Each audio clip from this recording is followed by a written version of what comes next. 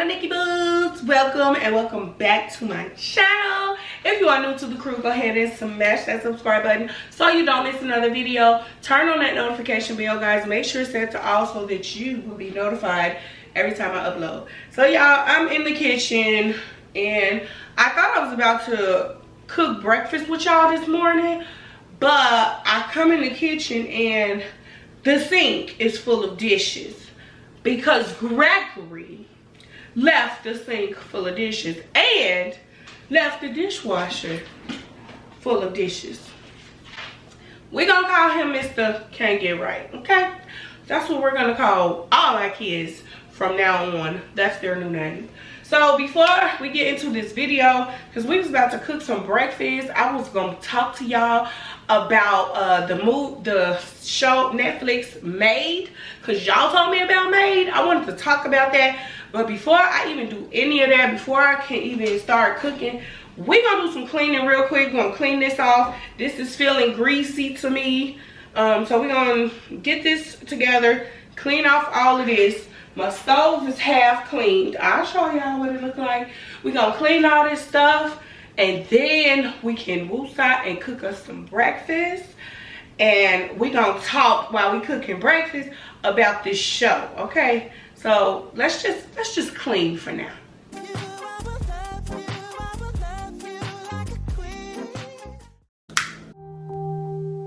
Hey y'all, so this video is going to be a little different from what I normally do. It's really just a Sunday reset video.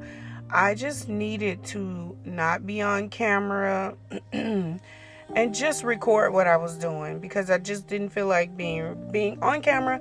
I didn't want to record, so I decided to at least turn the camera on and let you guys see what I was doing. So, of course, I had to unload the dishwasher before I load the dishwasher. And my little helper is here. Coco Lady is never too far away, okay? She is always there to help. And if I don't ask her to help me, which I don't much, but she will offer to help me, and I always find her something to do because I think it's amazing that she wants to help her mom and also that she needs to learn these things. So it's okay.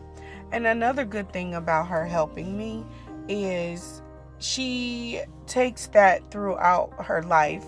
I always get messages from the teacher letting me know that Coco is very maternal and she's always willing to help.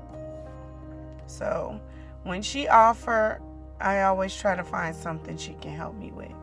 Look at her, she's smiling. She's even happy to do it. Gotta love Coco. Now would be a great time to thumbs up this video. Hit the like button for Coco Lady, okay?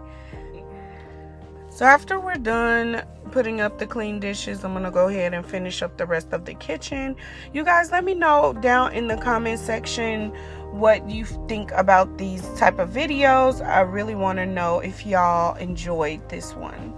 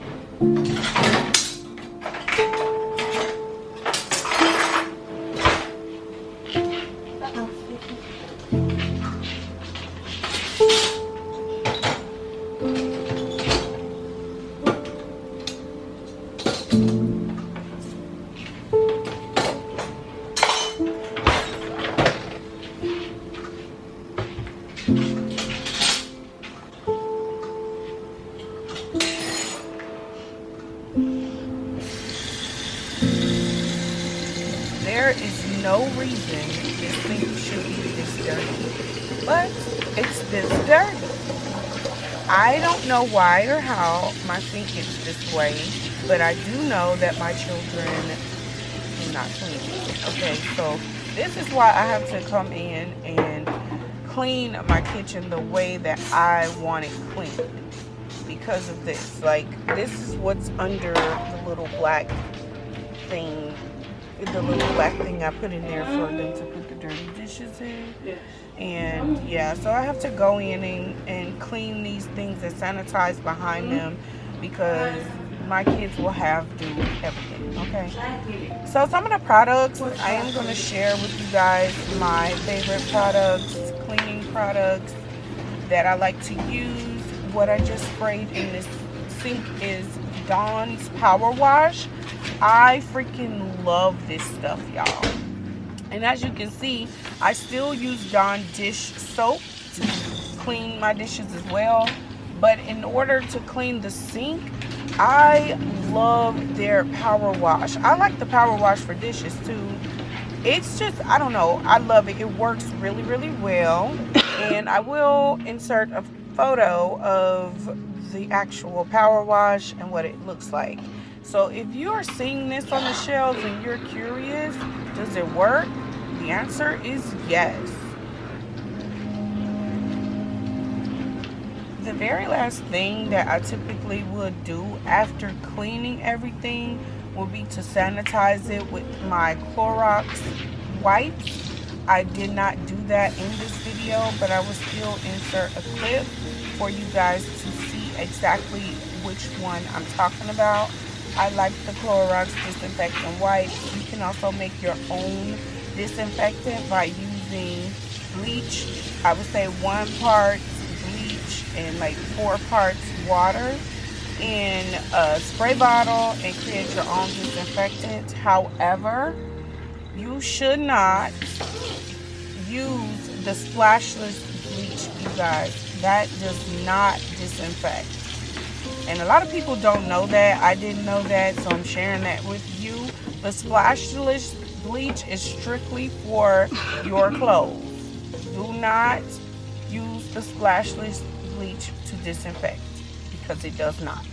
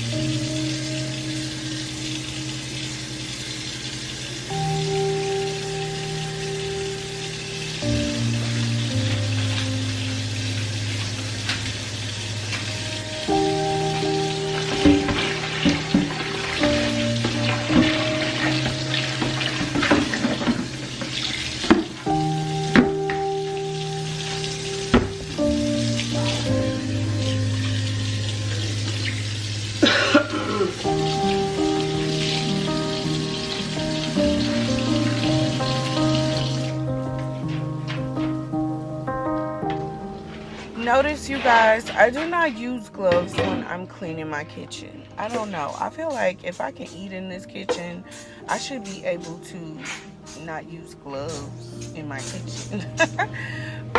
It might be a good idea to use the gloves to keep the chemicals off of you, but honestly, I just don't. I'm okay with it like this. The only time that I would use gloves is if I'm cleaning a toilet, because at that point, it's disgusting to me. But right now, I am cleaning the rack, and I also use the Dawn spray wash, and I promise it wipes everything right off. I got this rack from Amazon. I will link it in the description box below the video. And if you're interested, please go ahead and click the link to purchase any of the products from my Amazon store. It does help me out.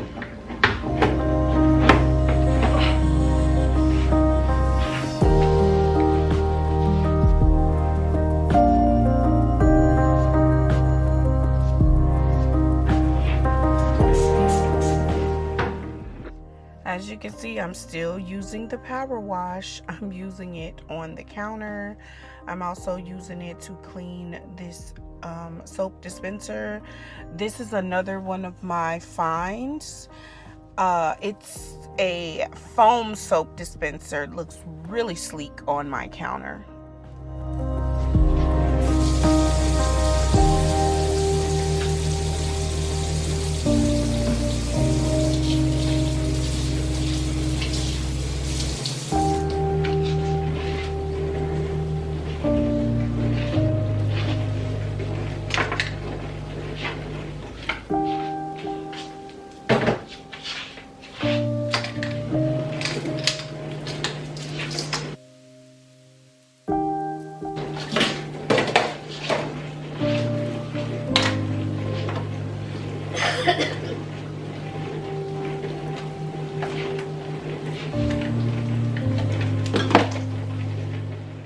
I'm sorry for the coughing you guys keep hearing in this video. I still was very much sick.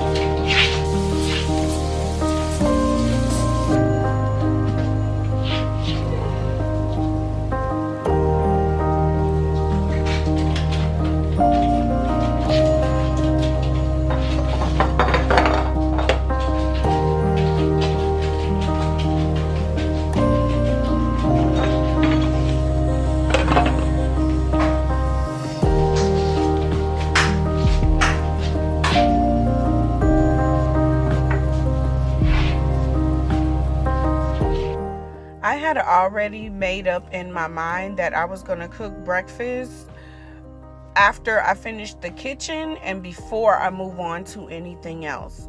So right now I'm going to be putting together some Philly cheesesteaks with some eggs, and I'm going to call it a day.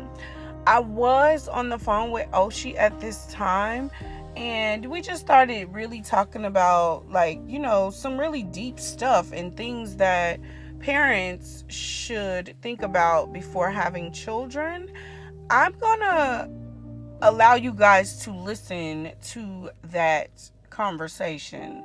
I don't know, it might be interesting to some. Again, I would love to get your feedback on this video, you guys, because this is a little bit different, but it was very calming for me, and I hope it does the same for you. Let me know in the comment section. So for 2020, the next school year, yeah, they're announcing that they're going to be Title I. And I'm like, ooh, somebody needs to get their child stomping like that over my head. Are you serious right now? Get y'all kids. Okay. So it says program description. Title I Part A of Elementary and Secondary Education Act as amended by the Every Student Succeeds Act. Every Student Succeeds Act provides financial assistance to local educational agencies and schools with high numbers or high percentages of children from low-income families to help ensure that all children meet challenging state academic standards. Federal funds are currently allocated through 4 statutory formulas that are based primarily on census poverty estimates and the cost of education in each state. Wow. So the 4 things is basic grants provide funds in which the number of children counted in the formula is at least 10 and exceeds 2% of the school's population. The second one is concentration grants provide funds that are eligible for basic grants and in which the number of formula children exceeds 6,500 or 15%. Targeted grants are based on the same data. Education, and then the 4th one is education finance incentive grants. So basically they get more money. They get more money. Yeah, so it's basically based on the number of low-income students who are considered at risk for school achievement. To be considered a Title I school, a minimum of 40% of the students must qualify for free or reduced lunch. And basically it awards the school more money, grant money.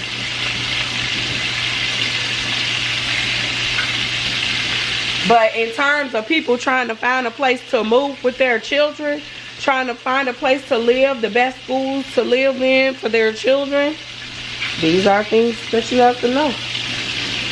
That's crazy. Yeah. Y'all didn't go to Title I schools. If I would have stayed in Chicago, y'all would have been in Title I schools. But, you know, my thing wasn't so much about Title I, 2, or 3. It was just, I want my kids to have the same education that rich kids have, or wealthy families, however you want to put it. And I saw a big difference. I saw a huge difference. I can definitely say I did as well, going from Coronado to East. It was definitely a huge difference. Yeah, 100%, very different. Even with the muffins with Mom, we got Starbucks, we got everything, Starbucks muffins, all kinds you need. We got milk, we got coffee, we got juice, we got Starbucks coffee. Go to the Title I school, they had put cocoa in temporarily. Somebody went to the grocery store and bought the muffins and they had milk, and that was it. It's a big difference. I didn't even think about that. I guess I should look into the schools. I just already kind of figured, because everybody always talks about the schools in the area. Yeah. But I'm going to look into it to see what the surrounding schools are like.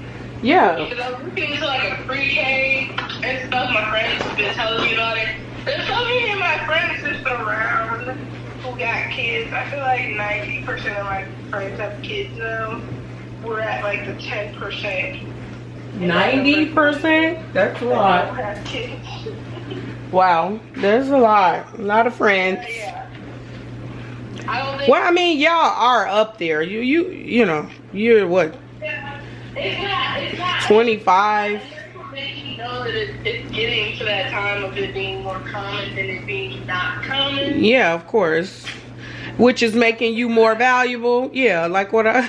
Yeah. My closest friends, like my really good friends, still have kids, but more all the other ones do. So, I was trying to figure out, I'm like, when do kids go to school? Like, when do you think kids to school? Because I just don't know. Preschool at 3. I didn't know that. I was a stay-at-home mom, and I have a 3-year-old, and my kid's going to school. Is that when I should have another kid? But here's the thing, though. I feel like, I mean, yes, you may think it's sad, but it's so beneficial to the child because this is so early on that they are learning to share and to be around other children. So it's good for them. I don't know what I would do, but I also just imagine like the little kids with the big backpacks, because their backpacks usually bigger than them. And like, oh my goodness, it's so cute. Yeah, because they have those big backpacks bigger than their bodies, but that's on the parents. Just be like, oh, if you run too far, if you run too fast and stop abruptly, you might knock yourself down. You just need to slow down there, little guy. Yeah. That's such an early time, though. I didn't even think about that. So that's something else I've been trying to find. Is like, okay, so where do you send your kids to school? What area do I want to live in? What schools is in this area? Yes. I didn't think about that because we said we wanted to go to one area, then there's another area. I kind of want to go to Oconomowoc or the Waukesha area. I don't know if they're really going to go for that. You just definitely need to make sure that you look into all of those things in terms of looking for your forever home. That's so important. Because always keep in mind that the schools your kids go to is the influence that you put them around for 6 to 8 hours a day. So I kind of wanted my kids to go to a private school, but that's if I could get to where I want to get financially. Realistically, I'd be okay with like a really nice, good, private school, nice public school. I think it's good to have them to experience all of it, like not in a really negative way, but like public school, but a good public school, because it allows them to have the access, not necessarily access, but it allows them to be around things that are not so good, things that are good, helps with decision making versus everything is so perfect. You know what I'm saying? I hope I'm making sense. I guess I didn't look at it like that. I kind of guess I was thinking, yeah, because if like, you, I don't know, like private school, more so just better in terms of opportunities for my kids, and not like in terms of the diversity, more like financially. So the financial diversity, because you know, if people are going to a private school. Yeah, true. You know, the parents or the people who are funding it are probably all in the same, income range. But to combat that, I kind of like, I wouldn't shelter my kids to only do things like kind of like how we did Pop Warner, like things like that, like still having a very like down to earth, because that's what I do want. Like I do want to raise down to earth kids, but also like I do want a sense of wealth, just because like I worked for it and I worked hard for it for my kids, so I do want them to enjoy those things. But absolutely, like, what you're saying, like I don't want them to be oblivious to the other side of life, where they can't appreciate. What is that word? Huh? What is that word? Oblivious? Yes, but it's something else. Oblivious is a good synonym for it. Yeah, basically, like oblivious I can't think of it. I know it's gonna come to me sometime at like 10:30 tonight. And I would text you. But I get what you're saying, because that's kind of like what I'm saying. You don't want the Kardashians, okay? You need to know that there is another side of life. I feel like when your kids get to experience it and have friends that don't have as much, it teaches them that this exists and makes them appreciate what their parents are providing to them. And it's tone deaf. That's what it is. What's the word? Is it tone deaf? Oh yeah.